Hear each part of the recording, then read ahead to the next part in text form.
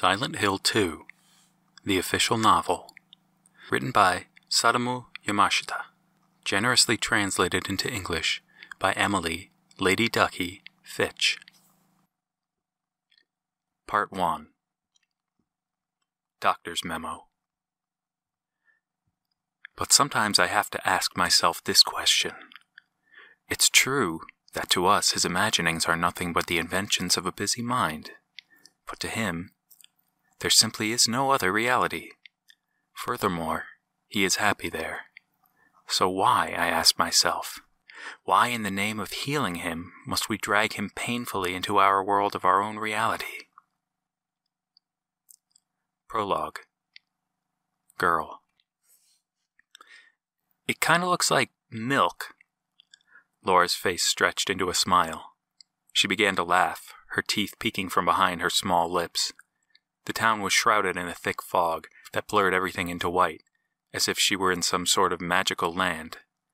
Laura imagined that some clumsy god had carelessly dropped his cup and spilled his morning milk all over the place. The mysterious atmosphere could be a sign that there were fairies or something hiding out there. The thought made Laura's heart tremble with excitement. The 8-year-old girl began to playfully hop and skip along, her skirt fluttering behind her. Slowly, smoothly, the fog flowed and drifted through the air. "Come on, hurry up! I'm going to leave you behind!" Laura shouted over and over, calling out to her companion. The two of them were here because they were on a journey to find their friends. Only he was fat and a bit thick-headed. Sometimes all he did was mope around, and he always seemed to be scowling. But Laura didn't care too much. She could put up with him if it meant seeing her again soon. The person who gave her that letter. Chapter 1. Beckoning Town. On the other side of the dirty clouds was a vision of himself. Reflected in a mirror was his own face, stiff and lifeless as a corpse. Actually, I guess I am dead, James Sunderland thought. My heart's as good as dead anyway. He wasn't filled with a sense of loss. He just felt like his life wasn't worth living anymore. He had become indifferent. Work, free time, none of it really mattered anymore. Even the strong scent of ammonia that permeated the filthy little room couldn't catch James's attention. The dirty urinals caked with a yellow, moss-like substance, the sticky, wet floor that soaked into the soles of his shoes. None of it brought a flicker of emotion. "Mary, could you really be in this town?" he asked the James in the mirror. He had doubts about the incident. Did it really even happen? But, with his hands on the side of the wash basin, he peered into the mirror. Despite his attitude, he felt the tiniest spark of hope. He shook his head and brushed the bangs from his face to clear his vision. He knew it was really true, because it came in a letter. He stepped out of the gloomy building and gazed up at the cloud-filled sky. A damp wind brushed James's cheek. Across the parking lot was the vast Toluca Lake, mist dancing on its surface and stretching out over the entire scenery. In my restless dreams, I see that town, Silent Hill. You promised you'd take me there again one day, but because of me, you were never able to. Well, I'm alone there now, in our special place, waiting for you. There was no doubt that Mary had sent this letter. It was written in her familiar handwriting. 3 years ago, he had spent a holiday with her in this small town, and now James was here again, alone. His car sat in the corner of the small parking lot, engine at rest. Even though it was in perfect working order, it wouldn't be of much use. The highway was the real problem. The tunnel at the far end of the parking lot that led to the town of Silent Hill was blocked off by a sturdy fence, and there was no choice but to go another way. After retrieving a map of the town from his car, James descended a stairway at the edge of the parking lot. With each downward step, the fog thickened. By the time he reached the lake's shore, his entire field of vision was shrouded in white. More and more, James was beginning to feel an unnatural, suffocating feeling. However, even in this oppressive atmosphere, his mind was occupied by thoughts of Mary and the letter. He sank into a grave mood, stomping the ground as he continued to walk. The letter certainly had Mary's name written on it. What a foolish, impossible idea. His brow furrowed and he shook his head in disbelief. It couldn't be true. Because his wife, Mary, had died 3 years ago because of her illness. It was such a cruel joke. A joke played to mock James even though he was still heartbroken and grieving. Maybe it was one of his neighbors, or perhaps one of his co-workers. After he lost his wife, James took to drinking and began to conceal his sorrow with outbursts of anger. It affected everyone around him to the point that his co-workers didn't want to put up with his sullen behavior. Just as he pushed everyone away, they soon wanted nothing to do with him as well. For that reason, he could easily see how someone could hold a grudge against him. Extending along the lake, the end of the path was surrounded by trees and dense fog. Even after just a few yards, he couldn't see the overlook where he had started from. At the head of the valley, the mist also hid Toluca Lake's magnificent scenery, but James could care less. He didn't come here to sightsee. As he walked, all he could picture was Mary's face. Even if James still had his doubts about the letter, it, along with the memories of his beloved wife, was what had brought him this far. It was no wonder, then, with these kind of thoughts in his head, that James found himself wishing for a miracle. Did she really die 3 years ago? Or had she died somehow and been revived? Perhaps after the funeral, after the workers and mourners left the grave unattended, Mary woke up and began desperately beating on the lid of her coffin. But if that were true, why would she have waited 3 years to contact him? He considered the possibility that she received brain damage due to asphyxiation and suffered memory loss as a result. The workers would have fled in terror at seeing the supposedly dead person move, leaving her without any idea of who she was or what she was doing there, to unsteadily wander off somewhere. Or perhaps, he thought, she could have been kidnapped by some ill-intentioned gravedigger. James ground his teeth in frustration. The noise of the dead leaves scattered along the path crunching louder as he tramped over them. It was irritating how his imagination kept spewing forth one unpleasant scenario after another, no matter how hard he tried to stop it. In any case, there was one thing he still hadn't been able to prove: whether or not Mary was even alive in the first place. Still, James found that he was afraid to find the answer to that question. But if she really had been alive this whole time, and didn't try to contact me until now, maybe she's been trying to avoid me. What if she ran off and has been living with another man? Those kinds of thoughts crossed his mind as well. Women's hearts were difficult to understand. For a moment, he felt a burning surge of hatred, but it soon drowned in his melancholy mood. More than anything, he just wanted to see Mary again. And more than anything else, he dreaded that meeting. Forcing back his hesitation, James pressed on, putting one foot in front of the other like a sleepwalker. Suddenly, James came to a halt and held his breath. Just in front of him, a human shape appeared in the fog. Could it be Mary? Naturally, it wasn't James's wife.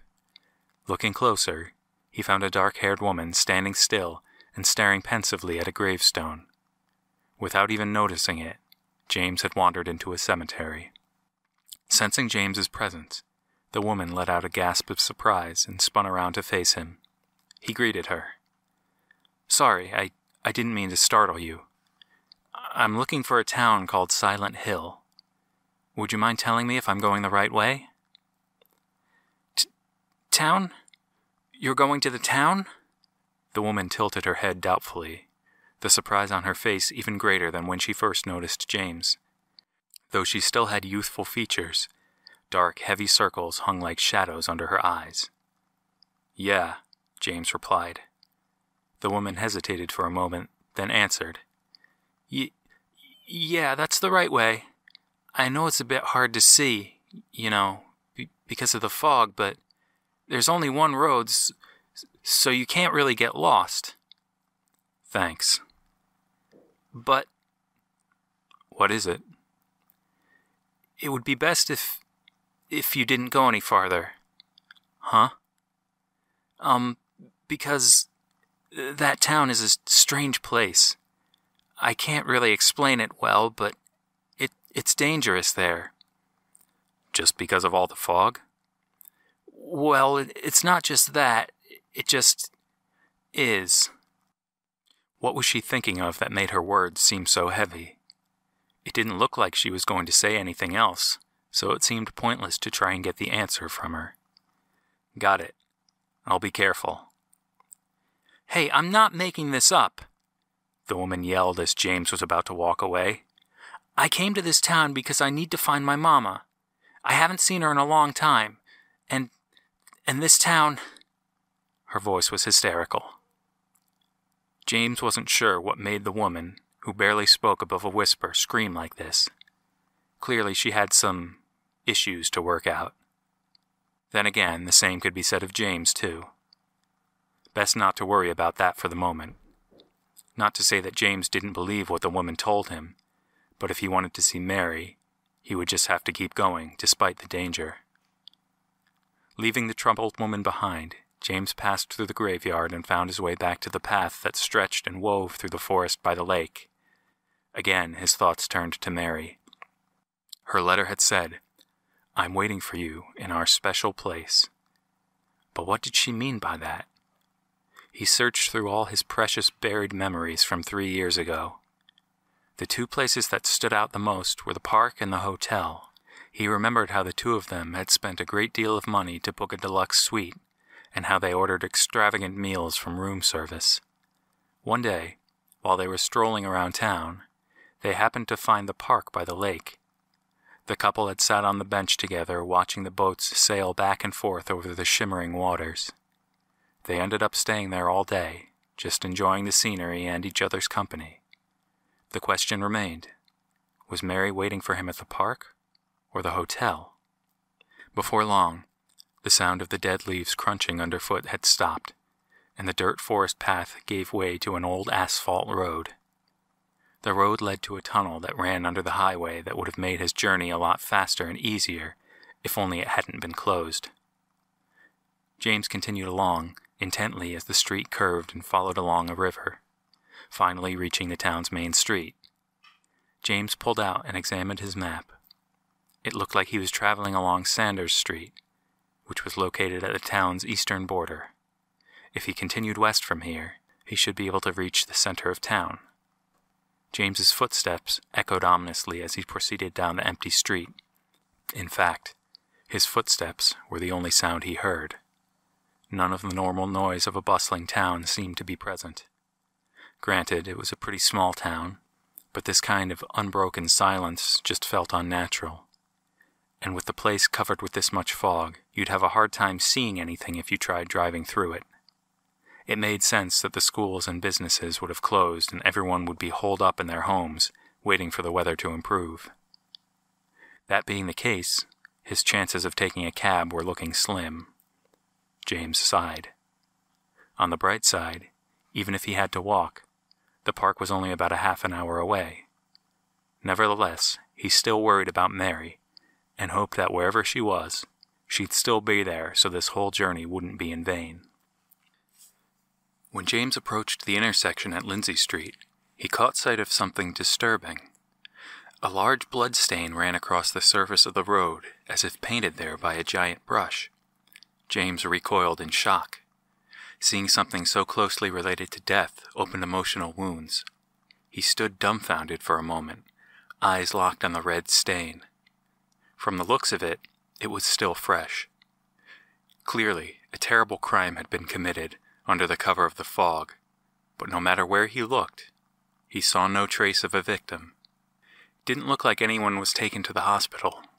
If that were the case, the police would have had the area blocked off. His thoughts were interrupted by the sound of footsteps, like bare feet slapping against the pavement. Looking ahead, James spotted a blurry human figure staggering into the depths of the fog. "Hey!" James began to chase after it. Ever since he lost his wife, he had always been indifferent to the rest of the world, and as much as he wanted to just walk away and forget he ever saw the blood-stained pavement, this was something he just couldn't let go. There was just no way he could bring himself to abandon someone who was dying, given the amount of blood that the person left behind. This guy's probably some kind of thug who got in a fight and was now wandering around a town half-conscious and badly bleeding, and apparently without shoes, too. No matter how much James yelled and called, the fleeing figure would not stop. Maybe the person mistook him for his attacker? Despite the figure's staggering gait, he moved very quickly, and the distance between them grew more with every step. As he fled, a trail of speckled blood was left on the road behind them, going north to the end of Lindsay Street, then sharply turning right. The trail then continued in a northeastern direction toward Nathan Avenue, the main road that led out of town. James was led to an unpaved road lined on both sides with tangled barbed wire fences, just like a construction site, leading to a half-finished tunnel just like the one he had passed through earlier. Naturally, there wasn't a worker in sight. The figure he had been chasing was nowhere to be found either. Suddenly, a loud crash echoed from the tunnel entrance. Though this place was clearly meant to be off-limits, the only thing blocking the way was some scrap wood nailed to the tunnel entrance from a crude barricade, which was easy enough to slip through. On the ground sat a small pocket-sized radio. It probably belonged to one of the construction workers, so he could listen to music while he worked. But why did he leave it behind? James flicked the on switch.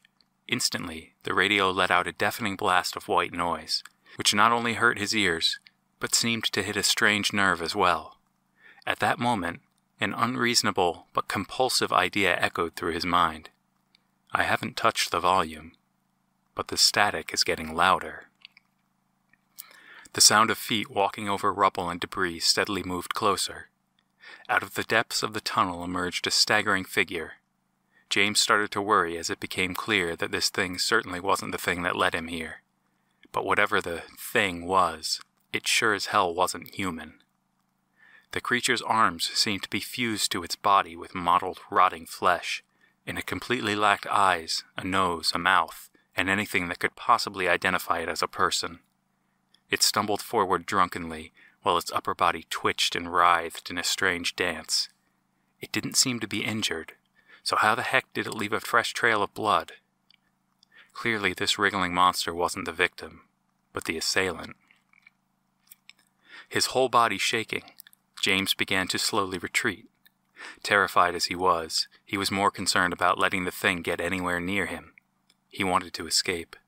He wanted to run away. It would be so easy to just turn around, climb back through the barricade and run. But he didn't. Turning around, he ripped an old board from the barricade and, full of vigor and rage, prepared to use it as a weapon. Why he had chosen to do such a reckless and stupid thing, he didn't even know. He just couldn't stand letting that twisted creature exist anymore. He couldn't leave a dangerous monster to wander around and cause more harm. However, the true reason he hated the thing had nothing to do with any sense of justice. It was disgust. Gathering up all his strength, James swung the wood plank, aiming for the writhing monster's head. The creature recoiled, and, despite not having a mouth, let out a piercing screech. Again and again he swung the plank until he lost count of how many times he had struck the thing, and his arms became sore and tired. Badly injured, the monster fell to the ground, landing where its arms should have been on the scattered debris. Despite the beating it took, it still twitched and wriggled on the ground, then finally grew still. Is it dead? Just to be safe, James nudged it with his wooden board.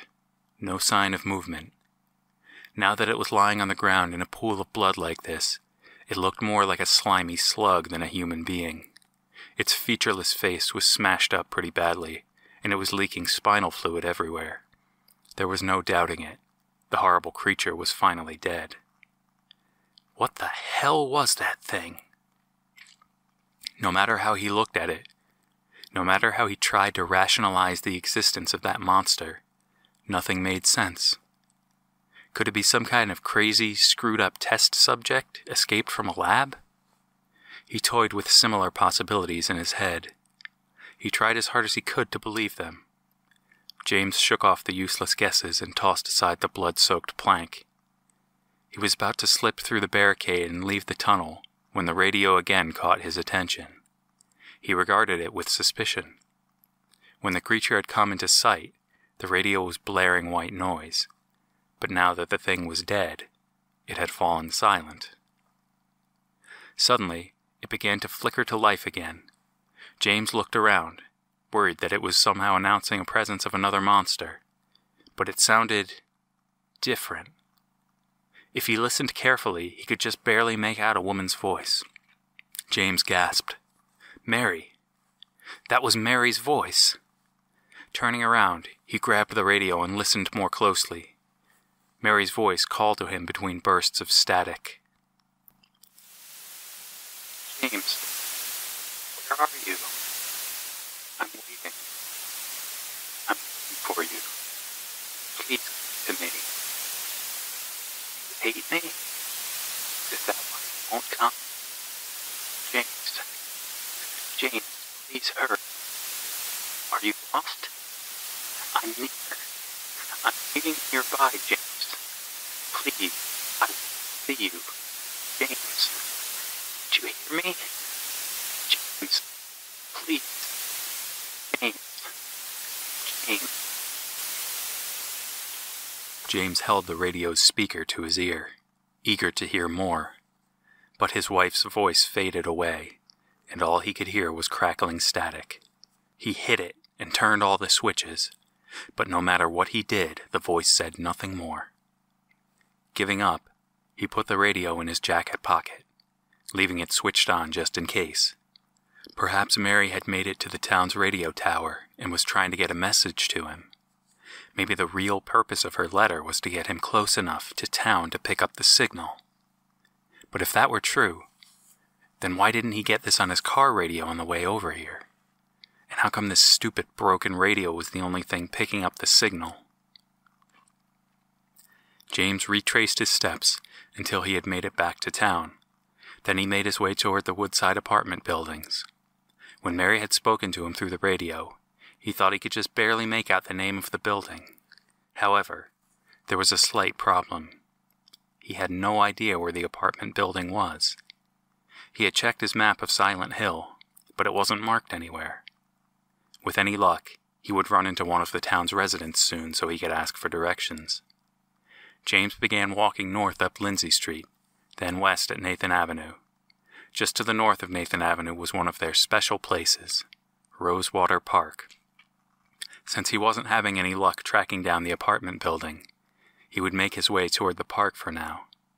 Suddenly, James noticed two people emerge from an alley ahead of him. Great. Maybe now he could get some directions. Hey you! You over there! He yelled to get their attention and ran over to meet them. However, he stopped dead in his tracks when a familiar noise came from his jacket pocket. The radio had crackled to life and was emitting static again. Unfortunately, his voice caught their attention, and the blurry figures turned to face him. As they approached through the fog, it was becoming more and more clear that something was very wrong. As they walked, they twisted and writhed about in a most unusual way. They were monsters. Exactly the same as the one he'd killed earlier. Did a whole group of these messed up things escape from some lab somewhere? Even now, just watching the things thrash in agony brought back the same feeling of hatred and disgust. He wanted to destroy them, smash their heads in just like the other one. Anything to end the existence of these awful monsters. James realized suddenly that he had abandoned his weapon, the wooden plank. For a moment, he considered just using his fists, but the thought of actually touching their repulsive flesh sent chills down his spine. More importantly, he had the disadvantage of being outnumbered 2-1. Maybe this time it would be best to avoid unnecessary conflict. Having made up his mind, James turned and ran south before the creatures could stagger any closer. He ran to Katz Street, a road which ran east to west right through the center of town. Then he took a detour onto Neely Street. Their jerking movements seemed to slow the monsters down, and with each turn they fell further and further behind until they were swallowed up in the mist. As he ran, James noticed that the further away he was from the pursuing monsters, the softer the radio static became. Could it be responding to the presence of those creatures? How the heck could a broken radio do something like that? Whatever the reason, if it could help him protect himself, it was definitely worth having around. However, even though the monsters had fallen behind and were nowhere to be seen, the radio still wasn't completely silent. He ran straight through the intersection of Martin Street and Katz Street, passing over the crossroad at Neely Street soon after. He just had to keep running forward. He now had his eye on Munson Street, because as he crossed Neely Street, he spotted yet another creature coming at him from the middle of the road. "What the hell?" James shouted in disbelief. These things were just wandering all over the place. Have they taken over the town or something? Now Katz Street seemed to be occupied with armless creatures as well, leaving him nowhere left to go. James stood paralyzed with horror and could only stare at the twisted shadows dancing in the fog. Even if he tried running again, there was no way he could make it back to Nathan Avenue. In this moment of desperation, he was reminded of the warning the woman in the graveyard had given him. At the time, he certainly didn't take it too seriously. But now, he should have listened to her. He should have turned around and run away when he had the chance. Even after encountering the first monster, he should have just left this crazy town. But he couldn't. His desperate search for Mary, he couldn't just give that up. Just the thought of seeing her again, even just once, was enough to make him continue on even now things were becoming more dangerous. She was the reason why, no matter what, he had to live. Even if it meant risking his life, he couldn't just stand there and die. To hell with it then. James charged forward, praying that he'd be able to find a gap between the monsters or that he'd be able to shove one aside and make it past the converging mob. The moment he approached the first twisted body, the fog seemed to change color before his eyes, and his mouth and nose began to burn with an acrid, rotten smell. Having momentarily lost focus, he ran straight into one of the monsters and was sent sprawling in the other direction, hitting the pavement hard. He was suddenly struck with a violent coughing fit, and his mouth felt numb, as if he had been injected with anesthesia. It was poison. Now these vile creatures were spewing poison into the air. How the heck could they spit poison if they didn't have mouths? As another monster stumbled toward him, he looked up to see that its body was split by a cavernous vertical crack running from its neck to its waist, its dark, wet entrails fully visible. The creature bent backwards as if it was taking a breath from its bizarre second mouth. James had a feeling that it was preparing to spray more of the awful, acrid poison, but he wasn't about to stick around to find out. Swinging his leg like an axe, he kicked the monster's legs as hard as he could, knocking it off its feet and leaving it squirming on the pavement. Its lack of arms caused it to thrash around helplessly as it tried to stand upright again. Quickly pulling himself to his feet, James began to kick the creature while it was distracted. Just die already! His heavy boots easily broke through its soft skin, leaving them covered in sticky red body fluid. The monster shrieked and convulsed with every impact. Twisting around, it began to violently thrash its legs, enabling it to crawl across the ground. At first, James thought it was trying to escape, but in one quick movement, it twisted around in a U-turn and flung itself straight at him. It was mounting a counterattack. James was beginning to feel quite sick. His whole body was shaking and he was beginning to feel dizzy, no doubt because of the poison. This was bad. If he didn't get away from here soon, he wasn't sure how much longer he'd last. He took a shaky step backwards and his back hit against a chain-link fence, causing it to rattle. Wait. Could it be a gate? James turned around and saw that there was indeed a gate, He pushed it open, hurried to the other side, then flung the gate closed and locked it, putting a chain-link wall between him and the writhing monster. Behind him sat a 3-story-high wooden apartment building, its old boards and peeling paint showing its age. Next to the entranceway was an equally old plate which read, Woodside Apartments. And if you made your way to the basement, you'd see a red-hot, overworked furnace, whose more profound vocalizations set the screen shaking.